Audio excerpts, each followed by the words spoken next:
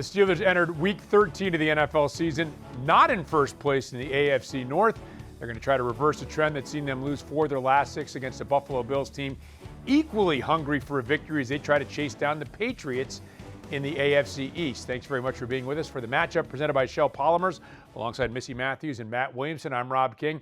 Missi, all is not lost for the Steelers. They've just made their path to the playoffs a little more difficult. Yes, unfortunately, and it did feel like things were going right at the beginning of the game in Chicago for the Steelers, but unfortunately another lead at halftime that quickly evaporated. But again, as you said, the Bills team, they also want to win, and for the Steelers, this would be a huge way to get back into the win column and keep pace in the AFC playoff picture. Matt, this will not be one of our keys, but a better third quarter would be nice because they had halftime leads against Seattle, Chicago, and Green Bay and got the ball first and couldn't add to those leads and ultimately wound up losing all 3 games. Yeah, and last year they were phenomenal in the third quarter. They did a great point differential, made a lot of halftime adjustments that really paid off for them.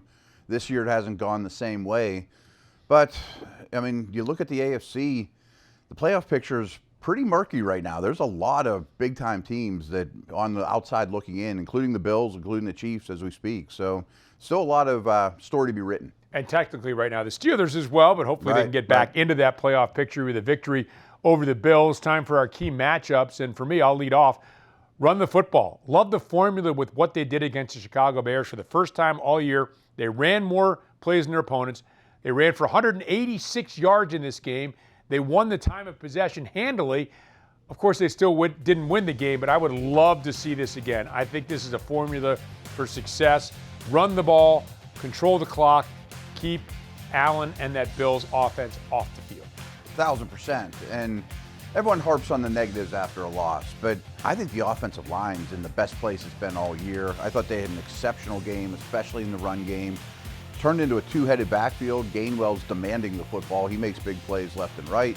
And they're coming off a game where they've had the most rush attempts of the season. So stay dedicated to it. Felt like they could have run for 250 yards. It was just that effective against the Bears. And we've seen it be effective at times, but this is the best it's been all year. But oh, by the way, the Bills' rush defense is highly questionable. Right, exactly. Yeah. It will be a tall task this week, and I do think, it was funny last week, Arthur Smith joked with the media, what do you guys want me to run the ball like 40 times? And it felt like that's where they were going in terms of using both of those guys. But I think if, just a few of the plays in the air hit, we would probably be talking about a balanced offense this week. Unfortunately, that was not the case, especially when you turn the ball over. So hopefully that's something they can build on with the run game, keep that consistent, and then also, get more guys involved in the passing game as well. And we'll get to that in a moment, but I'll take 40 runs. That'd be okay with me. Against a Bills team that hasn't been able to stop the run. They've been very dinged up, very good against the pass.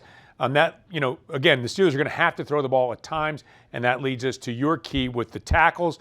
We don't know for sure who the left tackle is going to be, but if the Bills do have a strength on defense when it comes to trying to defend the pass, it is with the 2 pass rushers on the outside. Yeah, the 2 notables, and they'll rotate through their defensive line. Espinez is a good one, but the 2 guys you're going to mention. Is Bosa and Rousseau. Right. I mean, both of whom have had a lot of success in this league. Bosa, they don't want to play him a ton of snaps. They want to designate him for pass rush situations, but he's still highly effective. Rousseau has rare length, and I think he's coming on strong throughout his career. And you mentioned the tackle situation. We know Broderick Jones isn't going to be out there, so I would think you're going to have Fautanu to kind of man things by himself and will help the left side. But that's a pretty good pairing. Yep, and that would be probably Rousseau would be the guy he would be facing on that right side. So. Okay, so we've run the ball. We've protected Aaron Rodgers, we think is going to be playing. Looks like it's trending well for them, but wouldn't it be nice to find DK Metcalf? Because, Missi, that's your key matchup, and that has been lacking for a while for the Steelers. Yeah, it felt like in the beginning of the Bears game we were moving in the right direction. He found the end zone, the stadium where his dad played his career in the NFL. But I think in terms of utilizing DK for the yak yards and also just to move the ball down the field, he leads all of the Pittsburgh wide receivers with 8 20+ or more catches. But the problem is he's only had 2 of those over the past 6 games. So that's something that really needs to come back. And I also think you can't just rely on him to get the yak yards. So it's something that they're going to have to consciously make a decision to move the ball downfield and not get stuck in situations where you're asking the defense once again to help you out. Because I think we saw not as bad as in LA, obviously, but in the Chicago game, it just felt like a little bit too much. Even though they won the time of possession, the defense was being relied on heavily. Yep, and we saw him get open, and early in the game, second offensive play, was underthrown. We saw Roman Wilson, by the way, get deep earlier. He was overthrown on that one. So there are some plays out there, but boy, the Steelers have got to start making some of the passing game. Oh, 1,000%. I mean, the intermediate and downfield passing game has really let them down. And we know it's a short-centric passing game, which is fine, and it acts as kind of a ball control situation, but you got to hit on some of those shots. All right, it is time now for our weekly Immaculate prediction. It is live. It's an opportunity for you to compete against Steelers Nation with your pick. And our question this week, will Pat Freiermuth record at least one touchdown? We're giving away an autographed Pat Freiermuth jersey, a $50 Steelers Pro Shop gift card, and a classic Terrible Towel. Up next, how can the Steelers slow down the Bills' offense? Led by reigning MVP Josh Allen. We'll let you know when the matchup, presented by Shell Polymers, resumes.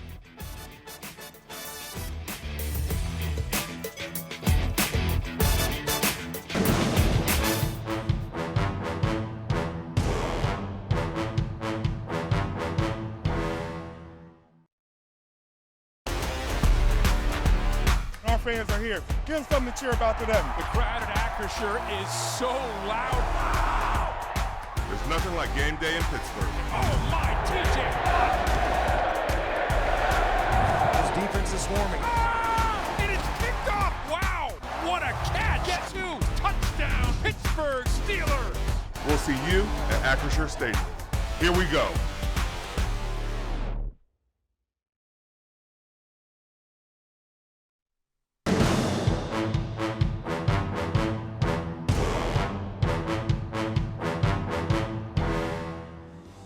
Well, the Bills' stretch of winning 5 consecutive AFC East championships is in serious jeopardy. They're 2 games behind the Patriots heading into play on Sunday at Acrisure Stadium, and the Patriots hold tiebreakers already. Of course, the Steelers facing a tiebreaker deficit with the Ravens currently, although they do get to play them twice. But, Missy, this is a very big game, not just for the Steelers, but for the Bills as well.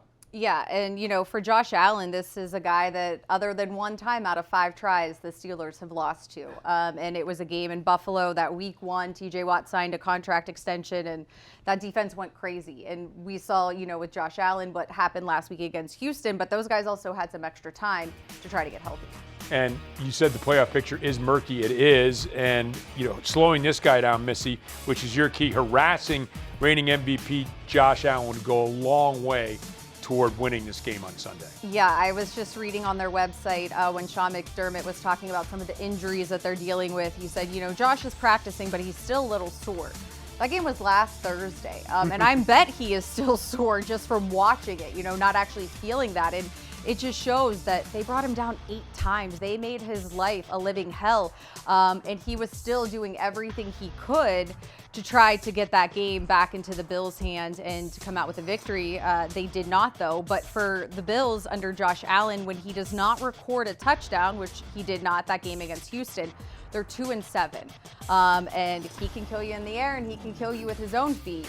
So it is definitely something that, making him as uncomfortable as possible, making him more sore will be a good idea. And underscoring that dual threat capability, he's tied with Cam Newton for the most games in NFL history, right, throwing and running for a touchdown. Yeah. He's got more touchdown passes than anybody under the age of 30, broke Peyton Manning's record. So he's just, if he's not the best player in football, he's one of them. He's the reigning MVP.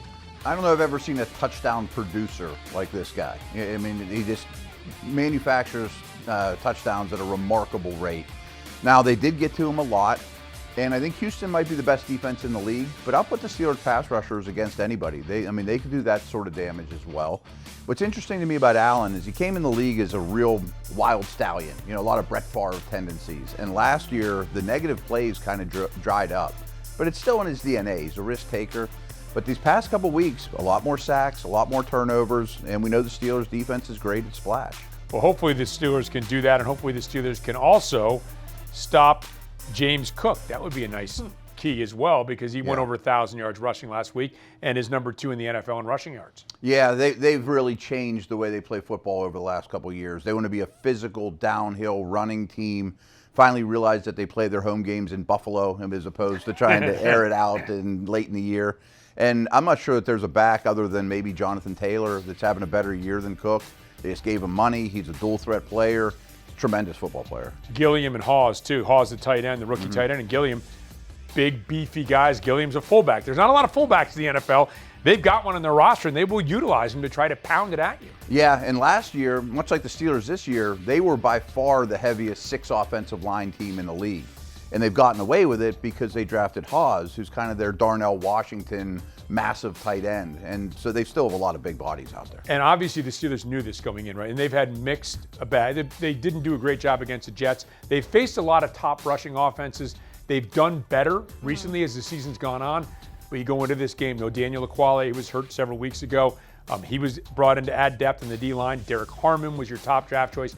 He's not going to play this week, so there'll be some challenges in topping this team. Yeah, I definitely did a double take when Coach Tomlin brought up Derek Harmon because he played through the entire game in Chicago, but dealing with that knee injury, immediately ruled out during his press conference on Tuesday.